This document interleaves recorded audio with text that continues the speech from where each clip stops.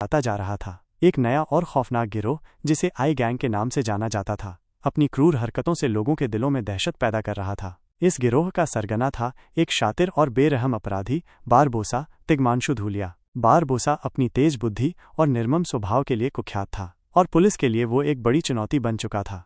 CID की team, जिसका नेतृत्व एसीपी प्रद्युमन शिवाजी साटम कर रहे थे, दिन रात इस गिरोह को पकड़ने की कोशिश में जुटी हुई थी। एसीपी प्रद्युमन एक अनुभवी और कर्तव्यनिष्ठ पुलिस अधिकारी थे। अपनी तेज नज़र, गहरी सोच और अपराध को सुलझाने की अद्भुत क्षमता के लिए वे अपनी टीम और पूरे पुलिस विभाग में सम्मानित थे। इंस्पेक्टर दया और अभिजीत उनके दो सबसे भरोसेमंद और बहादुर सहयोगी थे। दया अपनी शारीरिक शक्ति और त्वरित कार्रवाई के लिए जाने जाते थे, जबकि अभिजीत अपनी एनालिटिकल क्षमता और शांत स्वभाव के लिए पहचाने जाते थे।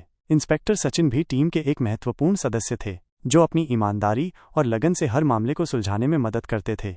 बारबोसा और उसके गिरोह ने शहर में लूटपाट, हत्या और अपहरण जैसी कई वारदातों को अंजाम दिया था, जिससे आम जनता में भय का माहौल था। सीआईडी टीम हर सुराग पर काम कर रही थी, हर संभावित ठिकाने पर छापेमारी कर रही थी, लेकिन बारबोसा हर बार उनकी पकड़ से दूर रहने में कामयाब हो जाता था। वह एक चालाक खिलाड़ी था जो पुलिस की हर चाल को पहले से भांप लेता था। एसीपी प्रद्युमन इस चुनौती से और भी दृढ़ हो गए थे। वे जानते थे कि बारबोसा को पकड़ना सिर्फ कानून व्यवस्था बनाए रखने के लिए ही नहीं, बल्कि उन निर्दोष लोगों के लिए भी जरूरी है जो उसके आतंक का शिकार हो रहे थे। उन्होंने अपनी टीम को और भी ज्यादा सतर्क रहने और हर छोटी से छोटी जानकारी पर ध्यान देने का आदेश दिया।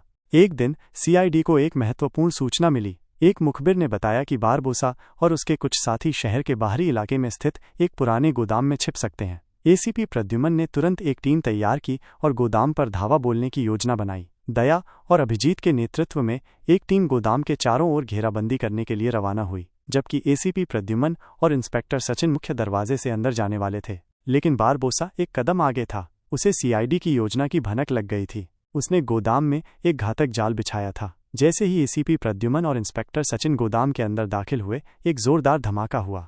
बारबोसा ने सीआईडी ब्यूरो में एक शक्तिशाली बम प्लांट किया था, जिसे उसने रिमोट कंट्रोल से उड़ा दिया था।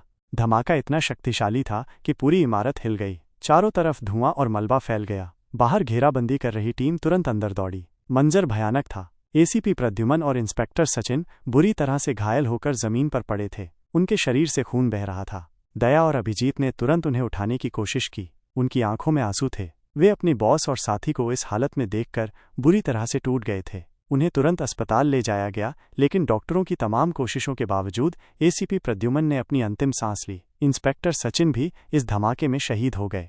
एसीपी प्रद्युमन की मौत की खबर पूरे सीआईडी ब्यूरो में आग की तरह फैल गई। हर कोई सदमे में था। एक ऐसा अधिकारी जिसने अपनी पूरी जिंदगी अपराध से लड़ने और न्याय दिलाने में समर्पित कर दी थी, आज एक अपराधी की साजिश का शिकार हो गया था। दया और अभिजीत पर तो जैसे आसमान टूट पड़ा था। एसीपी प्रद्युमन सिर्फ उनके बॉस ही नहीं, बल्कि उनके मार्गदर्शक, उनके पिता समान थे। उनकी मौत ने उन्हें अंदर से झकझोर कर रख दिया था। बारबोसा अपनी इस कायराना हरकत के बाद भी बाज नहीं आया। उसने दया को फोन किया और बड़ी बेशर्मी से एसीपी प्रद्युमन की मौत की खबर दी। उसकी आवाज में जीत का नशा और सीआईडी टीम का मजाक उड़ाने का भाव था। इस फोन कॉल ने दया और अभिजीत के गुस्से को और भड़का दिया। अब ये सिर्फ एक मामला नहीं रह गया था, ये उनके मेंटर की मौत का बदला लेने की जंग थी। एसीपी प्रद्युमन की मौत के बाद सीआईडी टीम में एक खालीपन आ गया था, जिसे भरना मुश्किल था, लेकिन कर्तव्य और न्याय की भावना ने उन्हें टूटने नहीं दिया। उन्होंने मिलकर ये प्रण लिया कि वे बड़ी ईपी के हत्यारे बारबोसा को हर हाल में पकड़ेंगे और उसे उसके किए की सजा दिलाएंगे।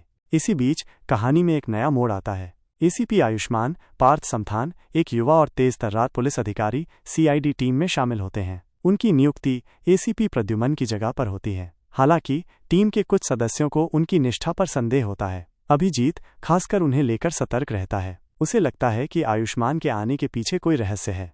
अभिजीत और दया अपने तरीके से आयुष्मान पर नजर रखते हैं। वे उनकी हर गतिविधि को बारीकी से देखते हैं, उनके पुराने रिकॉर्ड खंगालते हैं और ये जानने की कोशिश करते हैं कि क्या वास्तव में वे सीआईडी टीम का हिस्सा बने लायक हैं या फिर उनके मन में कोई और ही मकसद छिपा है।